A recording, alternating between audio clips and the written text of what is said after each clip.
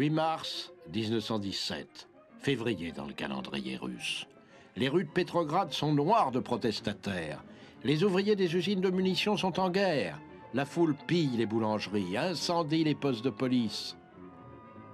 Les soldats de la garnison de Pétrograd, qui ont d'abord tiré sur le peuple, lèvent la crosse en l'air et exigent l'abdication du tsar et de son épouse, l'Allemande. C'est la révolution. Une révolution spontanée.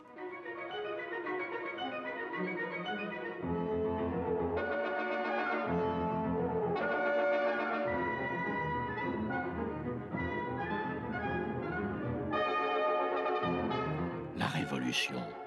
Les idéalistes, les démocrates, les socialistes, les anarchistes russes en ont rêvé pendant plusieurs décades. C'est la révolution. Et elle n'a pas de chef. Les soldats montent la garde dans les couloirs de la Douma. Les députés, à la hâte, désignent les membres d'un gouvernement provisoire. Leur chef nominal est un noble, le prince Lvov. Ses ministres sont des modérés.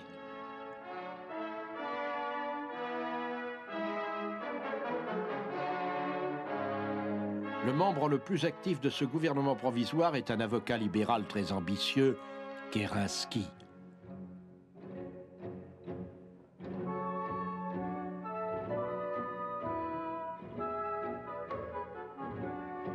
À Moscou, comme à Pétrograd, les troupes font allégeance au nouveau gouvernement.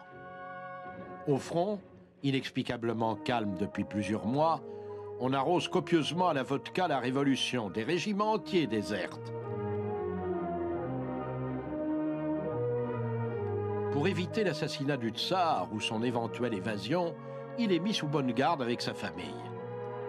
Le 15 mars, il abdique en faveur de son frère, Mikhaël. À la demande pressante de Kerensky, Mikhaël aussi abdique. La dynastie des Romanov s'est écroulée en quelques heures.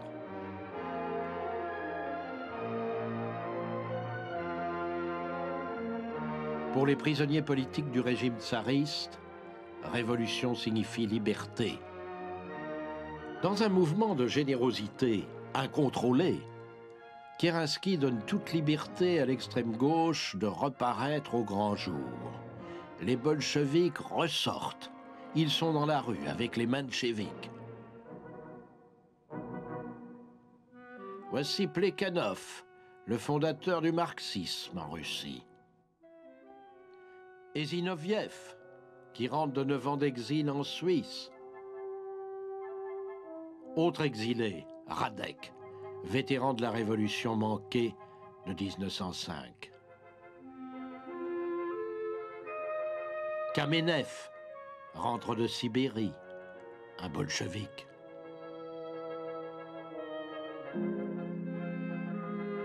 Skryabin, 27 ans, se fait appeler Molotov. Il édite la Pravda, une feuille bolchevique.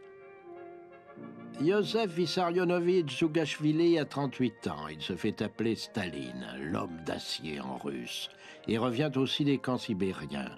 Lev Bronstein, connu sous le nom de Trotsky, était exilé dans le Bronx à New York. Le plus connu des agitateurs soviétiques bat la semelle dans les rues de Zurich.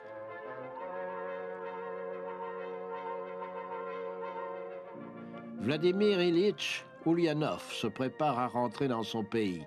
Dieu seul sait comment.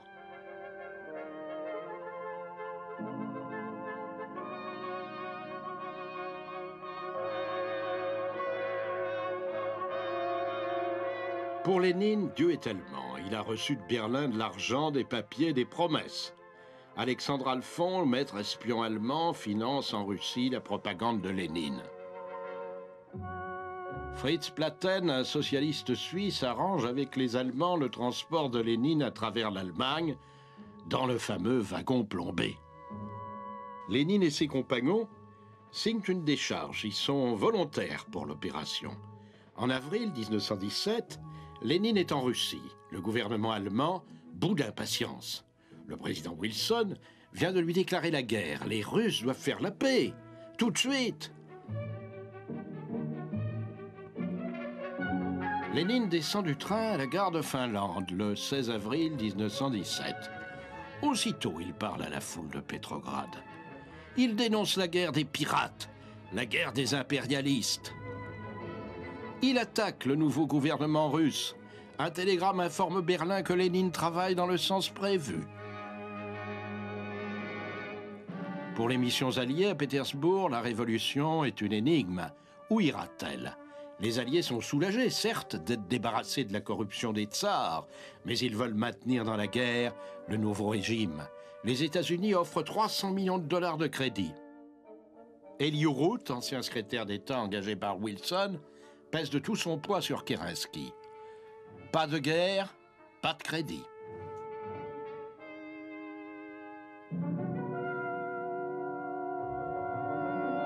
Kerensky s'est fait nommer ministre de la guerre. Il veut à tout prix éviter la défaite. Il se précipite sur le front autrichien le plus facile à percer.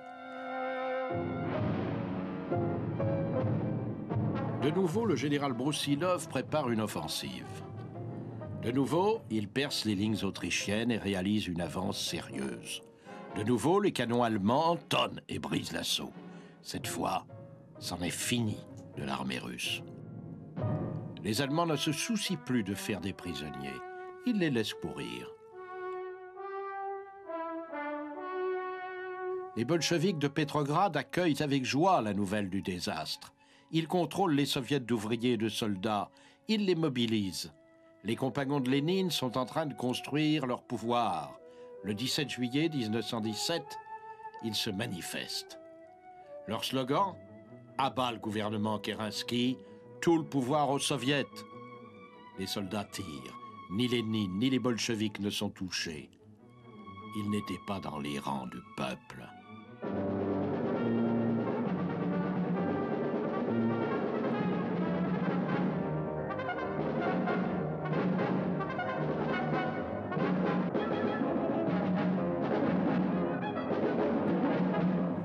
Le gouvernement Kerensky s'écroule.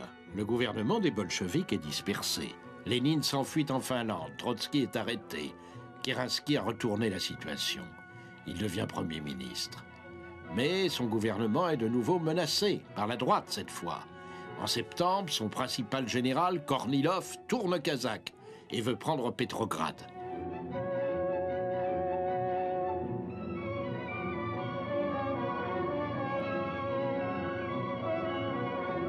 Kerensky appelle la gauche au secours et lui fournit des armes. Les soldats de Kornilov l'abandonnent. Le coup est manqué. Mais les bolcheviks sont désormais en armes. Ils disposent d'une force militaire, les Gardes rouges. Au cours des semaines, leurs leaders sont libérés. Lénine rentre triomphalement de Finlande. De nouveau la menace. Kerensky tente de rassembler ses forces défaillantes pour défendre son gouvernement. Il défendait ainsi la première et dernière tentative de gouvernement démocratique qui ait jamais vu le jour en Russie. Pétrograd attendait en fait une deuxième révolution.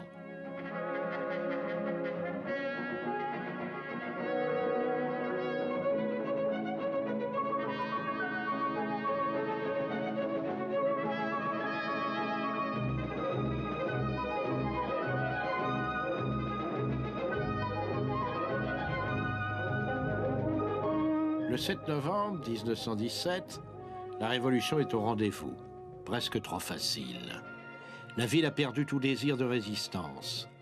Les équipes entraînées de bolcheviks s'emparent des points clés, le télégraphe, la poste, les banques, les gares.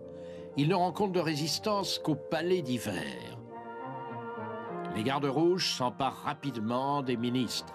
Seul Kerensky parvient à s'échapper. Le jour suivant, la ville est aux mains des bolcheviks. Et Lénine prend la parole. « Nous allons maintenant construire le socialisme », dit-il.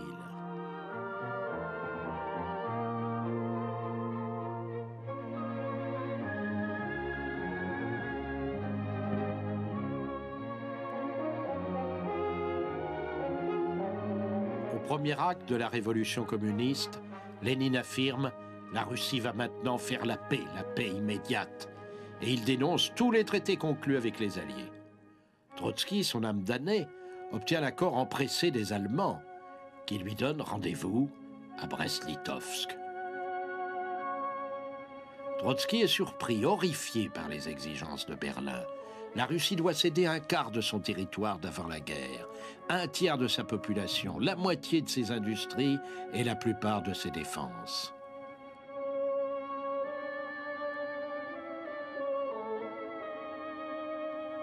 Les Russes cherchent à gagner du temps. Ils ne signent pas tout de suite, mais les armées allemandes s'ébranlent vers Petrograd. Ils signent alors. Au moment où Wilson entre dans la guerre, la Russie s'en retire.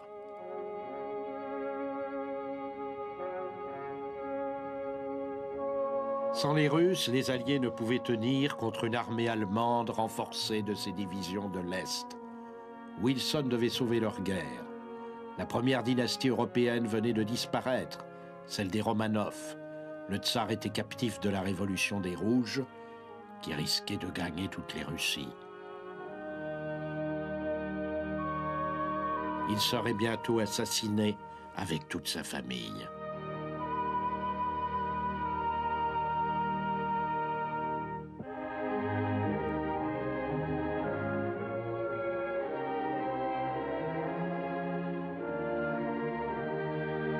La révolution russe pose un problème à toute l'Europe.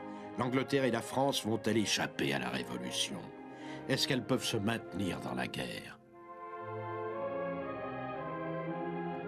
Les Alliés sont-ils assez solides pour tenir, en attendant le secours des Américains? 400 000 Tommies sont déjà morts à la guerre au 1er janvier 1917. Il faut trouver chaque semaine 5 000 recrues pour combler les vides. La guerre devient terriblement impopulaire. Les masses sont au bord de la révolte.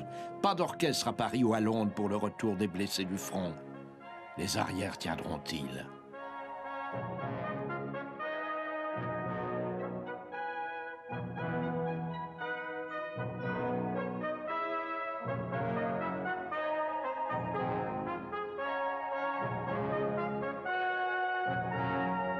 Les Anglais, heureusement, n'étaient pas seuls. Ils avaient le secours des Dominions. Les Canadiens, les Indiens, les Sud-Africains, les Néo-Zélandais et les Australiens ont fait plus que leur devoir pour aider l'Angleterre. Même les dissidents irlandais ont répondu à l'appel aux armes. 200 000 se sont enrôlés.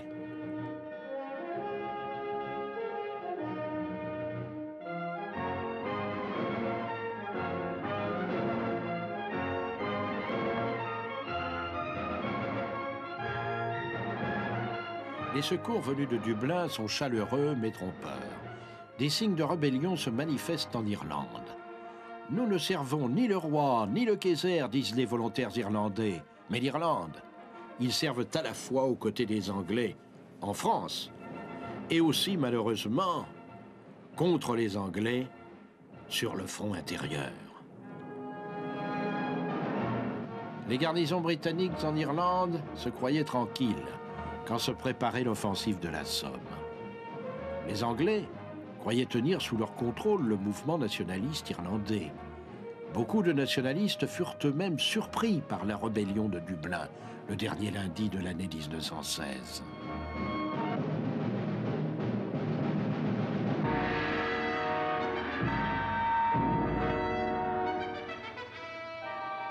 Roger Casement, le chef nationaliste irlandais, n'est pas pour les Anglais très clair, parce qu'il le soupçonne de flirter avec les Allemands. Les autres chefs rebelles proclament la République libre d'Irlande.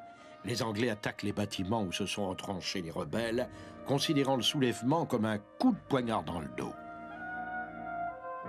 Ils estiment que les Irlandais doivent se satisfaire de leur statut d'autonomie jusqu'à la fin de la guerre avec l'Allemagne.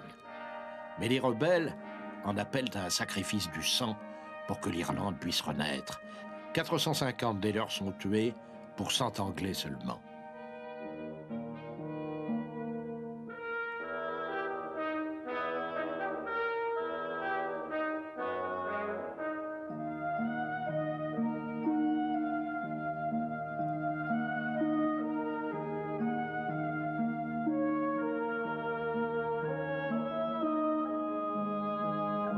Dans les ruines des incendies allumés par les obus, les chefs rebelles résistent pendant 6 jours. ils doivent finalement accepter la reddition sans condition, submergés par le nombre.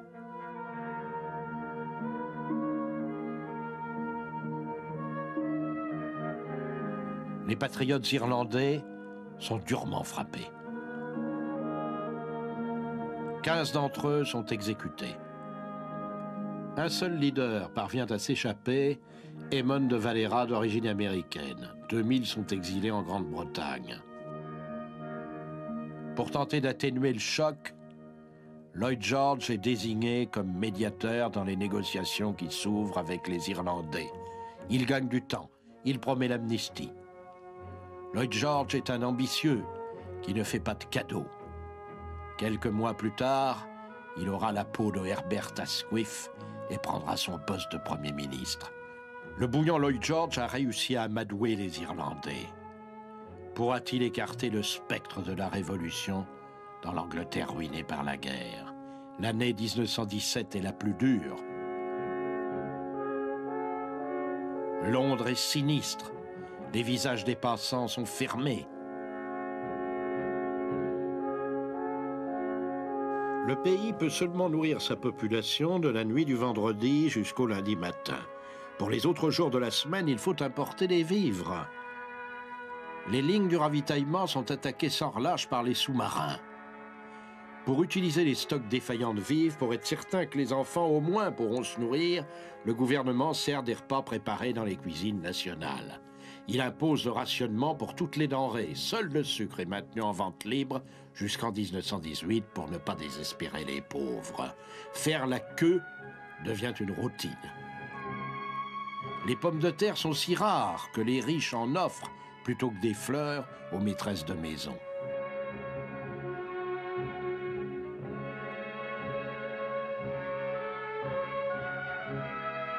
On manque de lait. Le lait est interdit aux adultes, mais il n'y en a pas encore assez pour les enfants. Pas d'essence. Le gaz de charbon est mesuré.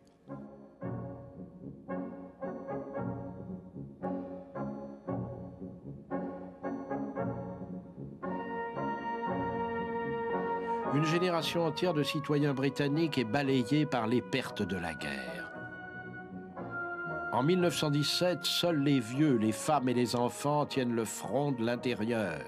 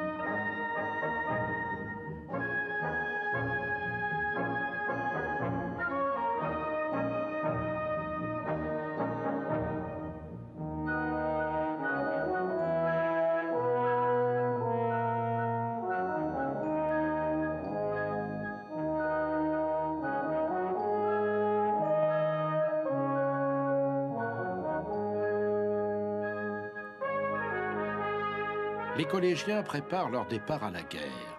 Des classes entières de conscrits sont balayées. Les enfants, en attendant leur incorporation, sont soumis à toutes les corvées.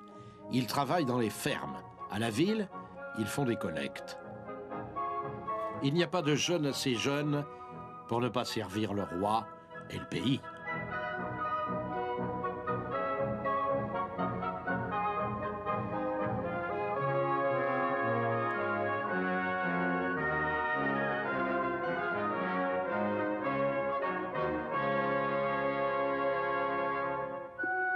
La dernière illusion tombe. Pas de sécurité sur le front intérieur. Les zeppelins, les aéroplanes tiennent le ciel. Au début, les gens sortent dans les rues pour les voir. Bientôt, ils se cachent à leur approche.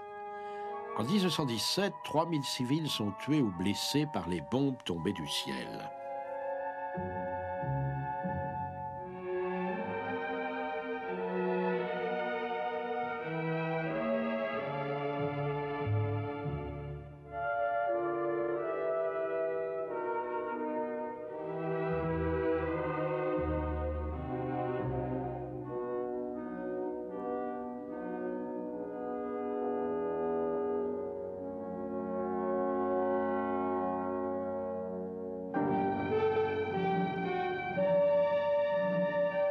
George, le nouveau Premier ministre, garde pour lui son découragement.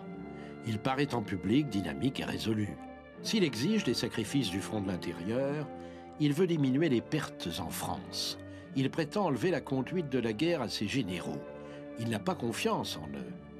Il est très attentif aux décisions du chef du corps expéditionnaire britannique qui lui paraît incompétent, Sir Douglas Haig.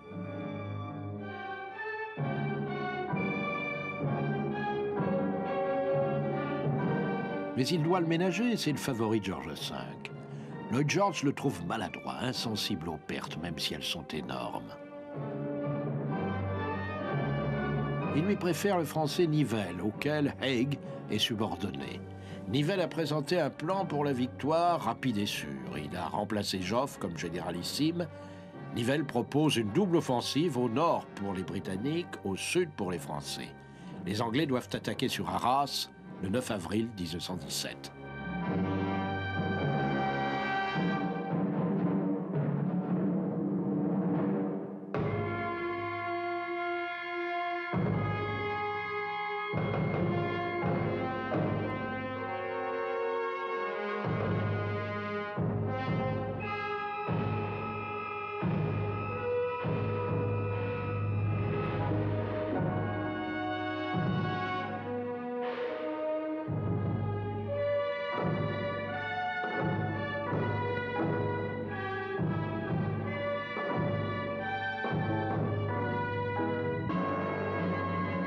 La rupture du front, c'est la vieille balançoire des généraux. À l'extrémité de la ligne anglaise, les hauteurs de Vimy. Une avancée du front. Déjà des milliers de victimes. Les Canadiens sont chargés de s'en emparer et de s'y enterrer. C'est un enfer. De très lourdes pertes.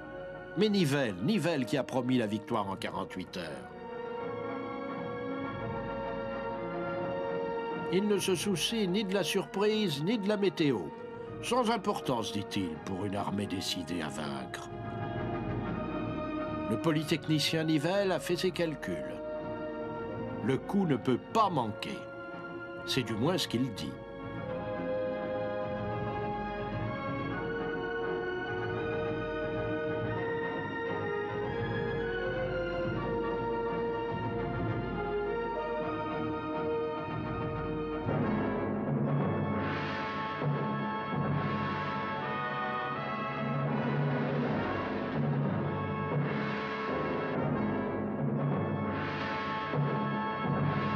Après une violente préparation d'artillerie dont on attend monts et merveilles, 40 divisions françaises s'élancent et tombent dans le vide.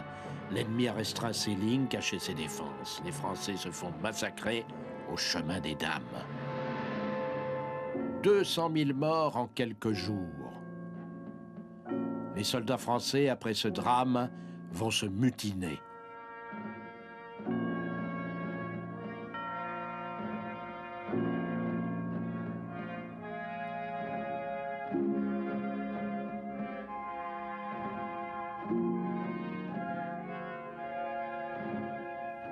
Ils veulent désormais faire la grève de la guerre. Trop de blessés, trop de gueules cassées, trop de gazés. Sur toute la ligne, les régiments se mutinent. Est-ce la révolution dans les tranchées? Jamais plus les généraux français n'oseront demander une offensive baïonnette au canon. Les poilus ne sont pas des bolcheviks, ils en ont seulement marre de la guerre. 55 divisions sont affectées par les mutineries. Aucun leader révolutionnaire au front. Le mouvement est spontané. Les politiques pensent que ce mouvement peut être dominé.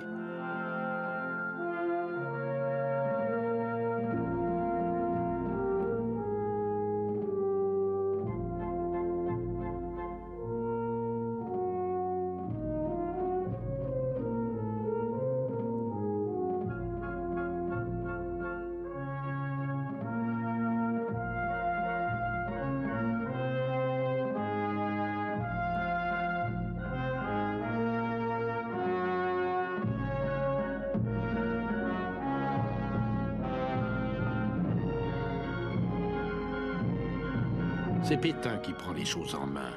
554 condamnés à mort, mais seulement 45 exécutés. Pétain revoit le régime des permissions et la rotation des unités en première ligne.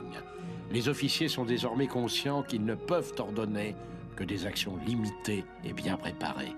Ils doivent reprendre en main la troupe, lui rendre sa confiance dans le commandement.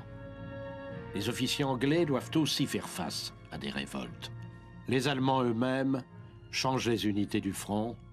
Ils se défient des recrues qui viennent de l'intérieur.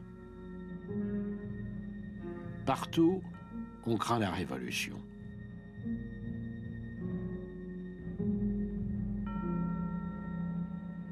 Adieu la vie, adieu l'amour, adieu toutes les femmes. C'est bien fini, c'est pour toujours de cette guerre infâme. C'est à Craon, sur le plateau, on doit laisser sa peau. Car nous sommes tous condamnés, nous sommes les sacrifiés.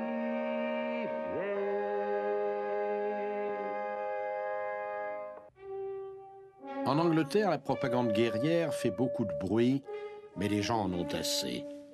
Les prix ont doublé, les sous-marins sont plus actifs que jamais.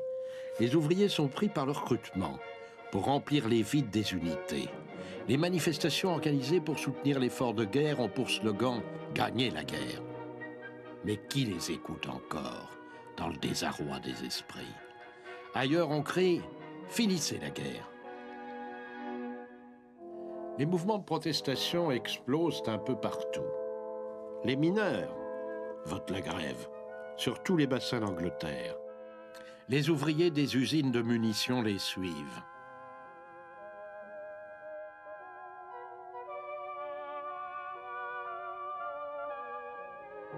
Détesté par la clique militaire, suspect aux yeux des politiques et peu apprécié par le roi, Lloyd George passe pour un dictateur, mais il réussit à rassembler la nation pour le dernier effort, à briser les grèves révolutionnaires.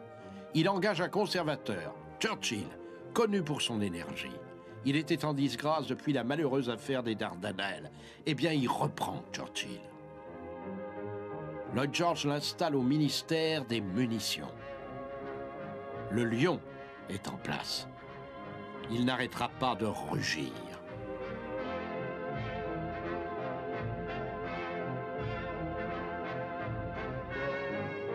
Le roi lui-même est attaqué. Sa cour est pleine d'étrangers, dit-on.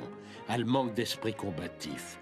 Le roi réplique qu'il soit damné s'il est étranger. Il change le nom de la maison royale qui était d'origine allemande. Il l'appelle désormais maison de Windsor.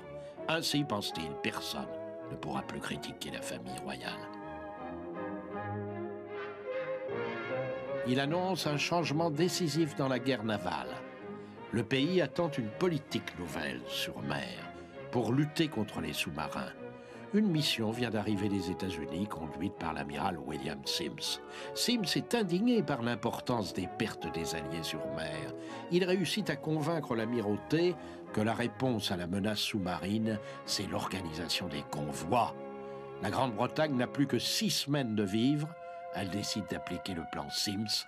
En peu de temps, les pertes sont réduites de moitié.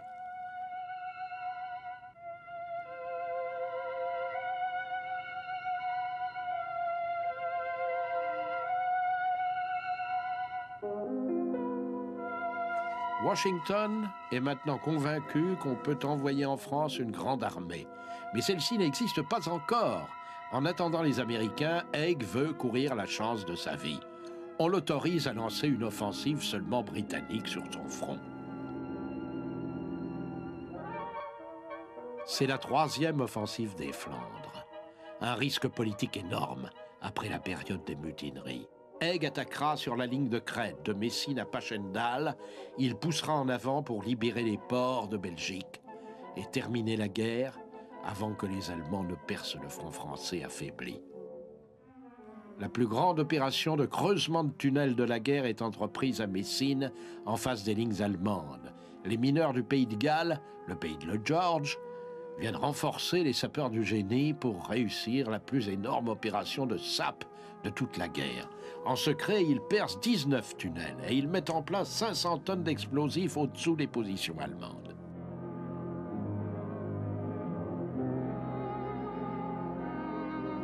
Le coup d'envoi est donné à l'aube du 7 juin 1917. De Londres, Lloyd George entend l'explosion, à plus de 200 km de là. Au 10 Downing Street, à sa résidence de Premier ministre, les vitres tremblent.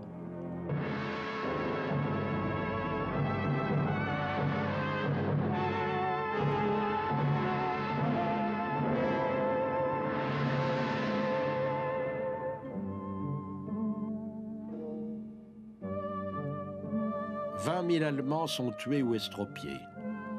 On capture 7 000 prisonniers totalement choqués. Haig demande la permission d'attaquer sur la crête de Passchendaele. Lloyd George d'abord s'y refuse, et puis il s'y résigne. Il a un mauvais pressentiment. La grande offensive commence en juillet 1917 sur un champ de bataille transformé en fondrière par des torrents de pluie et des trous d'obus. Les Allemands sont enterrés.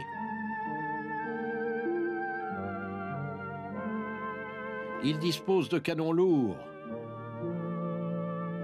Les assaillants s'épuisent. Une nouvelle stratégie s'annonce sur le terrain détrempé des Flandres.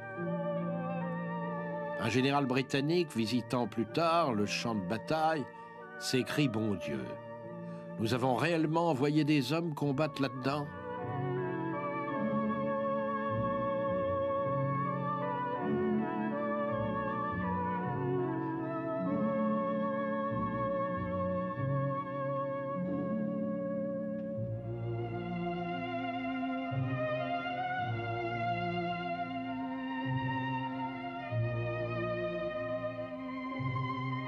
Pendant 4 mois d'automne, la bataille continue sans merci. Haig prétend qu'il a réussi à percer le front. C'est faux. Il a pris le pont de Passchendaele, mais le front n'est pas percé. Et les pertes sont innombrables. Haig est un grand chirurgien, dit Churchill en grinçant des dents. Et il ajoute, sa haute capacité professionnelle l'empêche de voir l'agonie de son patient.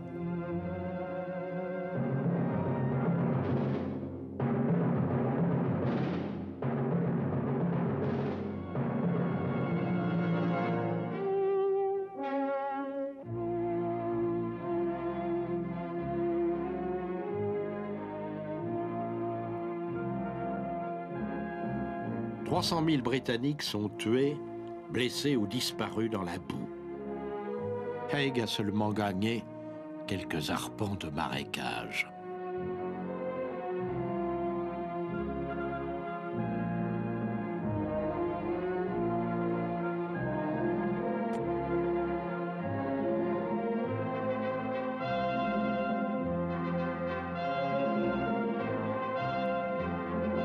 Toutes les femmes d'Angleterre se dévouent pour les blessés et Lloyd George distribue les décorations aux survivants. Il n'a pas pu éviter la dernière offensive de Lord Haig, mais il a du moins évité à son pays martyrisé le plus grand de tous les maux, la Révolution. On peut redouter qu'en 1917, l'Allemagne du Kaiser ne s'y précipite. L'Europe entière va-t-elle tourner au rouge ?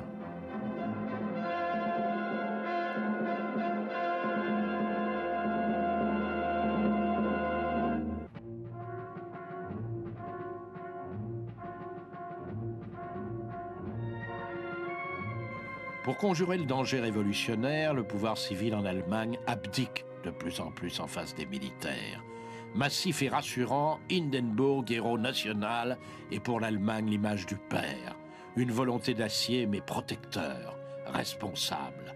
Il a pour adjoint le quartier-maître général Erich von Ludendorff, qui est après Hindenburg l'homme le plus puissant d'Allemagne.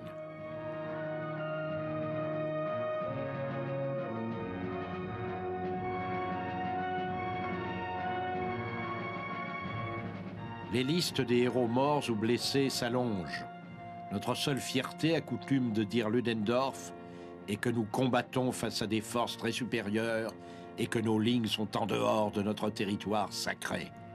C'est un faible réconfort pour une nation qui gratte les fonds de cave pour se chauffer l'hiver et qui est au bord de la famine.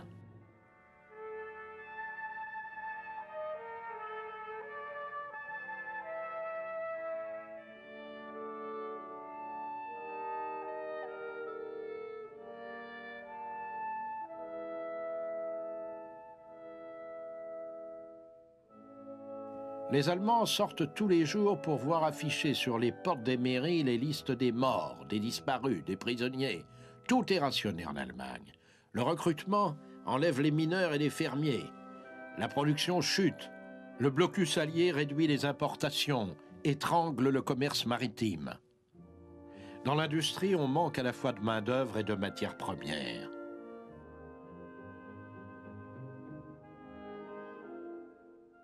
On fait la queue dans les magasins pour obtenir des denrées alimentaires qui bien souvent n'existent plus ou qui sont des ersatz. Les Allemands appellent ce temps l'hiver aux choux. Des millions d'hommes et de femmes mangent des choux. Une ménagère allemande se souvient de s'être gelée, le ventre creux, dans un foyer sans électricité. Le pétrole et l'huile manquent, et même la graisse, pour les bougies.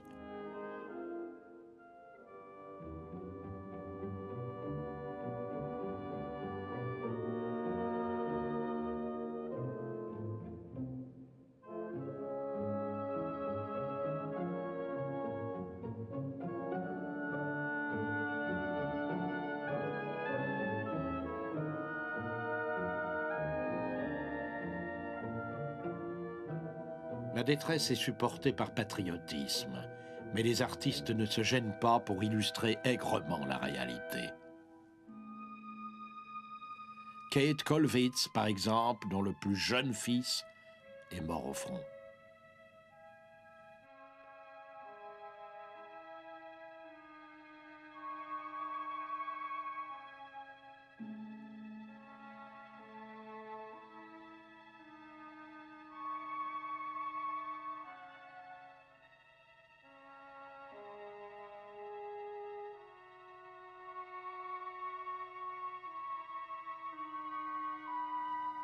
Le dessinateur Georges Gress, soldat réformé pour dépression nerveuse, croque l'arrière du front sans aucune complaisance.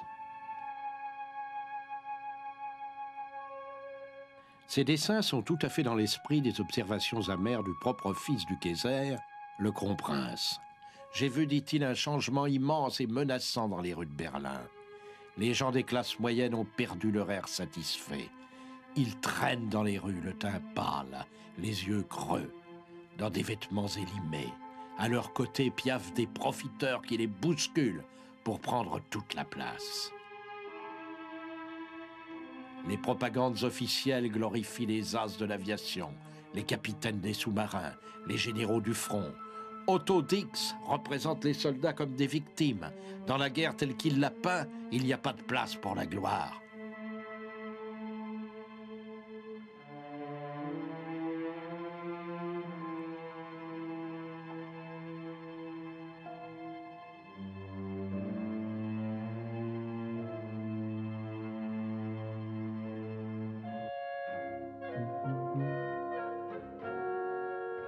Par édit du quartier général, tout ce qu'il y a de meilleur sur le marché doit être réquisitionné pour l'armée. Ludendorff demande au front intérieur de supporter la misère, de faire des sacrifices. Les besoins de l'armée priment. Les citoyens mangent du pain noir, mais ils doivent envoyer des colis aux armées. L'armée a priorité absolue. Ainsi est évitée la révolution dans les lignes.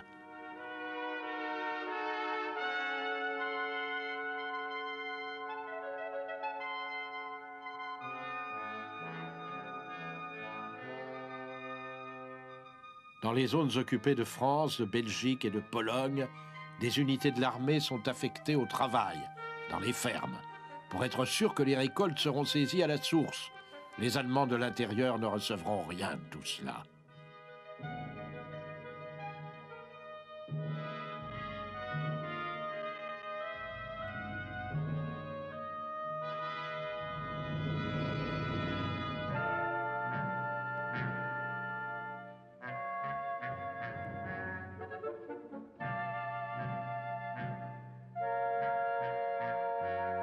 Le travail forcé fournit de la main-d'œuvre des régions occupées, ainsi que les camps de prisonniers de guerre. Mais ces travailleurs supplémentaires sont autant de bouches à nourrir, une charge de plus pour l'économie titubante. Et cependant, la main-d'œuvre étrangère est essentielle dans les fermes, dans les usines, et pour entretenir les voies de communication avec le front. Un prisonnier évadé raconte que grâce au colis de la Croix-Rouge, qu'il recevait régulièrement, il mangeait mieux que ses gardiens.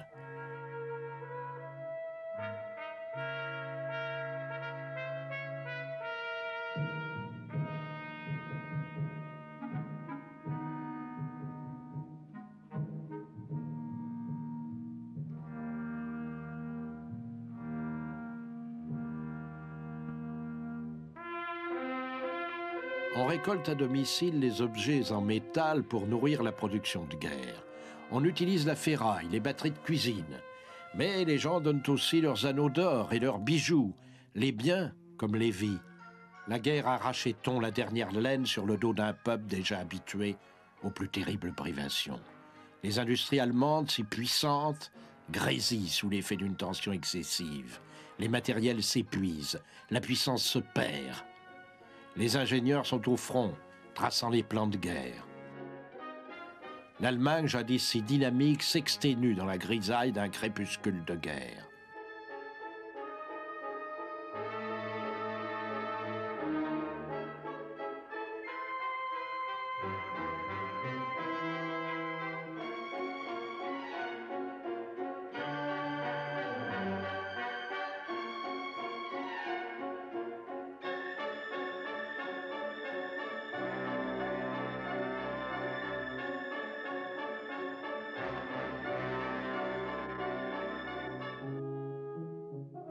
Le Reichstag exprime le mécontentement général. Au nom du Kaiser, une tentative de paix est amorcée du côté des Alliés par le chancelier de Bethmann-Hollweg. Saisi de pitié devant une misère indicible, n'est-il pas possible de trouver une base d'entente, dit-il. Mais les Alliés ne sont nullement prêts à négocier avec une Allemagne qui ne croit qu'à la force. Le chancelier est-il prêt à discuter sur l'Alsace et la Lorraine? Demandent les Français. Le parti de la paix, une fois mis en échec, Ludendorff et Hindenburg s'emparent du contrôle du gouvernement. La politique intérieure, explique le quartier-maître général, doit être dirigée par ceux qui sont responsables des plans militaires. Les généraux persuadent le Kaiser de leur accorder les pouvoirs qu'ils veulent. Le 1er février 1917, ils obtiennent de lui la liberté de reprendre la guerre sous-marine intégrale qui pousse le président Wilson à entrer dans le conflit.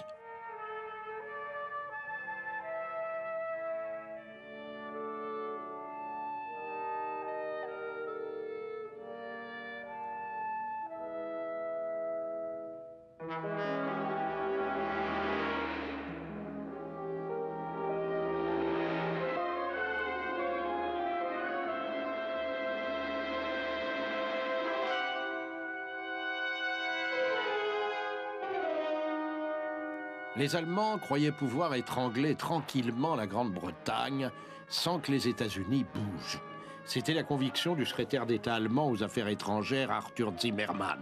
L'Amérique ne fera rien, dit-il, parce que Wilson est pour la paix et rien d'autre. En février, les sous-marins avaient coulé 800 000 tonnes de navires. Seul un navire sur 4 quittant l'Angleterre revenait au port. L'ambassadeur américain à Berlin a été rappelé. L'entrée en guerre des États-Unis sauvait la Grande-Bretagne. Mais le choix de la guerre totale par l'Allemagne sauvait aussi ce pays de la Révolution en accordant les pleins pouvoirs à l'état-major. Elle poussait l'aventure jusqu'au bout.